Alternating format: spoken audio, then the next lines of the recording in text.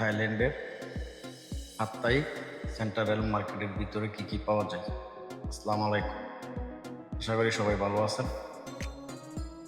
চলে আসলাম আপনাদের দেখানোর জন্য থাইল্যান্ডের কিছু ভিউ, থাইল্যান্ডের কিছু শপিং মলের কি কি পাওয়া যায়। তো এটা হচ্ছে থাইল্যান্ড পাত্তাই সেন্ট্রাল। এখানে বিভিন্ন দেশ থেকে মানুষ আসে ঘোরার জন্য।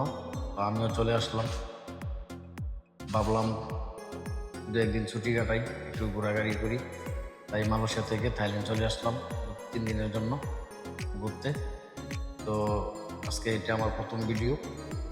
এটা হচ্ছে পাত্তাই সেন্ট্রাল শপিং মল।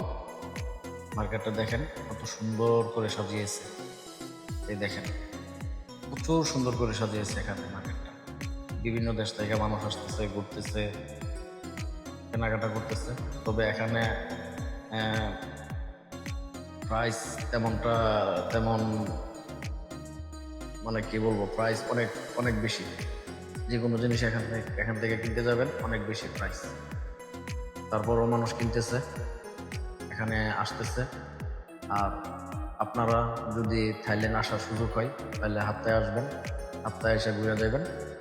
এখানে জায়গাটা মোটামুটি অনেক সুন্দর, আমাদের বাংলাদেশের মতনই, তারপরও ভিন্ন কিছু আছে এখানে দেখার মতন।